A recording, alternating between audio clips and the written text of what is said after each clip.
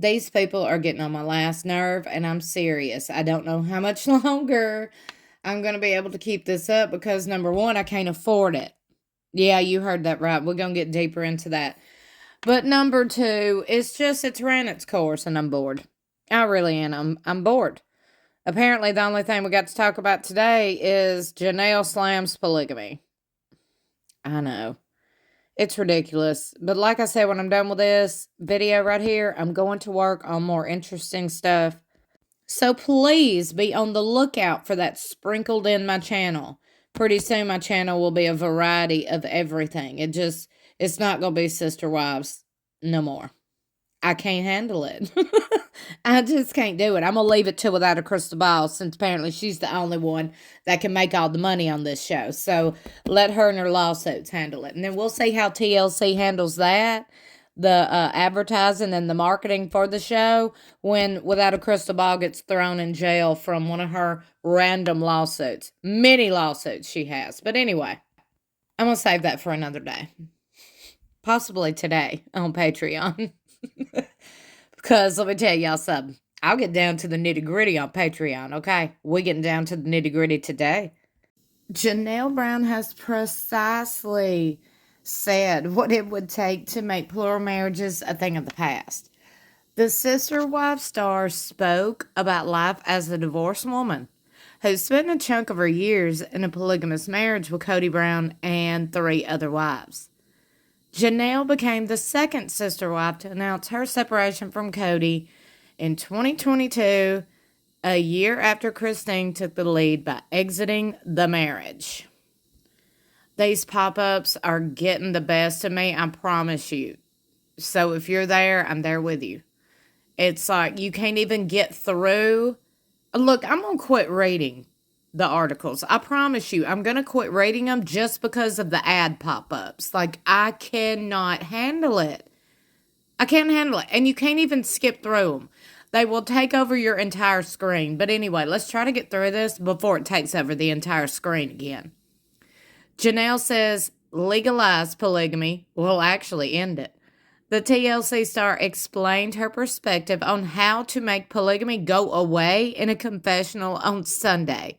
Janelle's genius plan centered on making the arrangement deal and granting wives valid claims over their husband's assets upon marriage.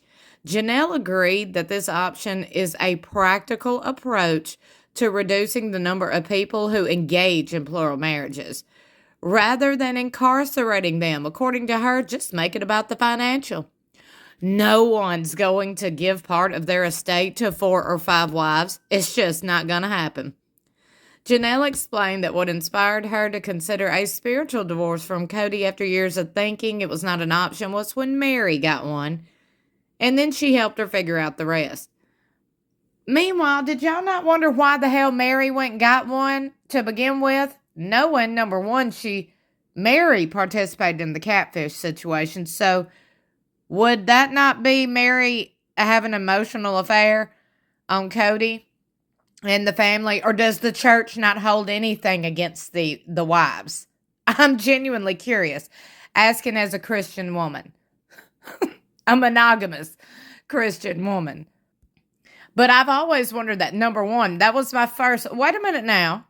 Meri cheated on Cody and everybody else. We watched her stick a banana in her mouth, act like she was sucking on it, and send pictures like that to the catfish, who later was then a woman. Now, it ain't our fault Meri got catfished and believed a lie. Meri fell along with it. Meri was over there talking all kind of sexual while she was still married to Cody. But yet, nobody in the church said nothing about that. Another thing, number 2, they wasn't even involved in a church. So what is this spiritual divorce storyline bullshit? I can't even keep up with it. I can't. See, it made me say dirty words. Because it's like, I can't handle a liar.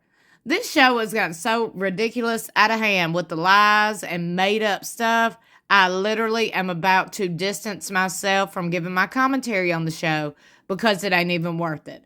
I'm not going to continue to have my views drop and entertain lies. It just ain't going to happen here, sis. So when you see new videos this week coming up on this channel, please, please, please support your girl, because I can't afford to continue to My paycheck has been cut in half because my views have been cut in half. For what? Katie Joy's views are still doing just fine and glorious. Is it because I ain't been sued? I guess that's why, huh? You can't tell me she's funnier than me. Like, you cannot make me believe that. You couldn't pay me $1 million, and I believe that somebody in this world believes Without a Crystal Ball is funny or funnier than me or more entertaining than me. I would literally go on stage and debate her in comedy. I promise you I would. Drag her for filth is what I would do on a stage behind a mic. That is what I would do. Debate her. Love it. I would love to do that. That would be the tell-all. It would, because there's something sketchy going on. But anyway, we'll get into that later on. Or we'll get into it on Patreon today. Because if you didn't know, I spill all the tea on Patreon. I'm even reading Christine's book over on Patreon. So come on over, baby. Oh, on my Patreon, we will also be taking a scroll through all the Sister Wives YouTubers that get all the views, like Katie Joy, Reality Charm. We're going to go through their videos. And we're going to compare them to mine. Okay? I'm going to ask you to literally explain to me why my videos have 1,000 views versus their 50,000 views. Huh? Because both ladies are very prim and proper and, you know, they talk like this. Is that why? Huh. Interesting. Like I said, I go toe for toe with anybody that talks about Sister Wives any day. Any day on stage behind a mic. Let's do some comedy. Let's do some commentary. Let's do some ad-libs. Let's put us on the spot. Wouldn't that be fun?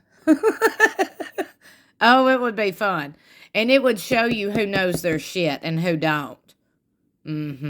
But anyway, that'll never happen. So what because the ladies ain't going to do it. I can tell you right now. This is my open invite. Hell, we can meet in Kentucky. We can meet in the middle. I believe Kentucky would be the middle of, you know, me over here in Mississippi and Without a Crystal Ball up there in Minnesota. Let's meet in Kentucky, girl. Let's get on stage and I'm talking debate it out with some Sister Wives stuff. Ooh, that'd be funny. But anyway, Meri and Cody have been legally separated since 2014. Yeah, that's why I'm curious. If you was legally separated since 2014, and that's about the time the catfish situation happened, okay? Do you not remember that, Meri? Does anybody remember this happening? I feel like I'm over here like, hello. Y'all remember this happened, right? Okay, now fast forward, we're supposed to believe Meri went and got a spiritual divorce that was granted by leaders of a church. Did they not watch this show, or was that even real? The storyline that Meri got a spiritual divorce and was talking with the leaders of the church. Did she really, though? Did she really? Do I need to call the leaders of the church and ask? Because I will. I think I'm going to do that today. I'm not playing. I literally will call the church up in Utah, the AUB, and I'm going to ask them about these people in this show and this family. And I'm going to point out that this show is the one that's making claims against this church like you granted a spiritual divorce. And I'm curious as to why. When the girl was on TV cheating. So I'm a little confused here. Not taking up for Cody, just trying to sort out through the lies and the storylines. Stay tuned for more. I'm telling you, hey, you know what we might do? We'll call them on Patreon. We'll call them live, hell. Come join my Patreon. It's $9.99 to join. We finna call the AUB church today. I promise you I'm calling the AUB church up in the Utah. There's that coffee for anybody who wants to troll about it. I heard somebody one time say, It's so rude and unprofessional. You're slurping your drink. I'm like, well, hell, did you think you tuned into Fox News when you looked my channel up on YouTube? I didn't know. Not sorry. I'm going to sip my coffee. I mean, hello, you're sitting here with a friend, right? Okay. Now, Meri and Cody have been legally separated since 2014, when the Brown family patriarch married Robin, his fourth and only remaining wife. Meri and Cody stayed in a spiritual marriage until they parted ways for good in 2023. Did they, though? Because we sit here and watched Cody literally tell Meri he was not coming. He didn't want nothing to do with her for almost 10 years, and then Meri finally got the hint. She's like, well, I'm going to go get a spiritual divorce. Okay, girl. Okay. As reported by Us Magazine, the TLC star confessed when she initially married Cody, it felt like the right thing to do at the time. And as time went on, she felt the distance between her and Cody getting wider, and she knew it was the time to leave the marriage. I cannot with these people. The lies. Last year, Janelle and Meri came after Cody hard for his claims about their marriage to him, claiming that both of them had lost interest in the marriage by the time it ended. The Blast reported that Janelle refuted her ex-husband's narrative, stating that he never truly loved his ex-wives who left him. Janelle claimed her ex-husband failed to take responsibility for his role in extinction of their marriage. I just think he has amnesia when it comes to the past, because you just can't keep up that kind of pretense for 20 years, Janelle explained, affirming that she does not care about anything Cody has to say anymore. Meri also added to the criticism, trashing Cody's statement about not loving them, and urged him to man up for once in his life. Despite her willingness to make her marriage to Cody work, Meri noted the relationship had become toxic for both of them, making it necessary to end it. The 56-year-old finally picked up the pieces of her life last year, moved to North Carolina to permanently live closer to her daughter, Madison. Well, hell, she's been living with her daughter, Madison, so you can't get no closer than that. They are starting an agricultural project together. They're starting a farm. The Blast reported that Madison relocated to Greenville, South Carolina in 2021 along with her husband and children. Janelle demonstrated her commitment to the process by purchasing a $289,000 property. Does that sound like something a poor woman would do, or somebody that's suffering financially? That's why I get so sick and tired of people talking about these people being broke, being poor, needing money, and all this other shit. I'm like, well, I'm married, and there's a lot of people out here who are married, have 2-income households, and we have far less than Janelle, who's a single woman. I'm just giving you an example. This is why it's time for this show to go. Goodbye, sister wives. I'm done with these people. I'm done with these people, especially after my paycheck has been cut in half. No, ma'am. Hell no. You ain't going to up Cody and Robin and these people's paycheck where they can afford $289,000 property, and I can't even afford a $10,000 property because you cut my damn income in half. Hell no. Anyway, these people got me messed up, and I'm talking about TLC Sister Wives Marketing Department. Y'all got me all the way messed up. I've been giving you free advertisement for years. You'd have to pay for that shit anywhere else, so don't play with me. Okay, like I said, I went to college for this shit. That's marketing, business, and advertising. Don't play with me.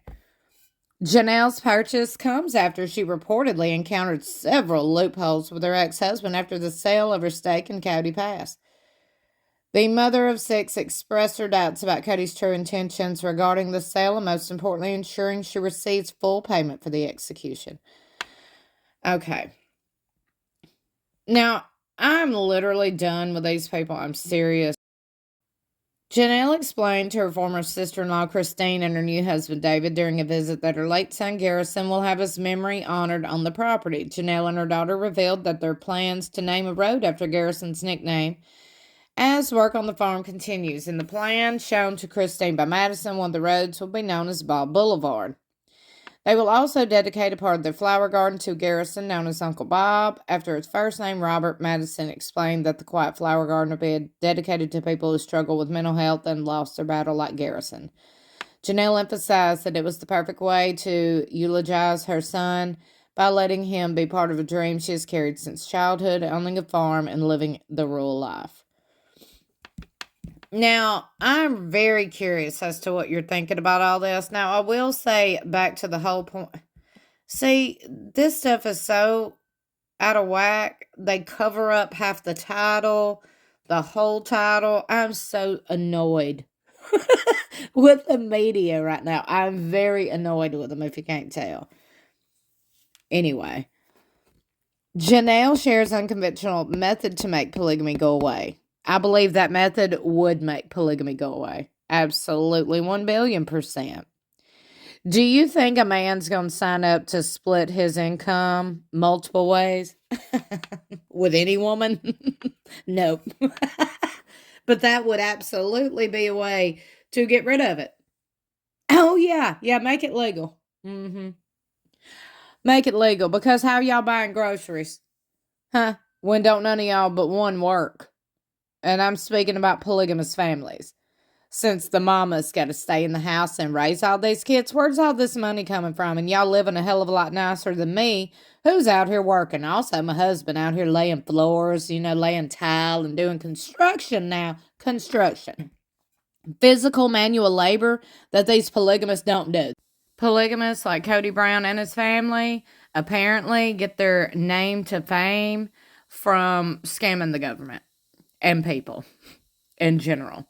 While they're living large, multi-million-dollar homes, driving Mercedes convertibles when you got 18 kids, and all of these single women buying multi-$100,000 properties.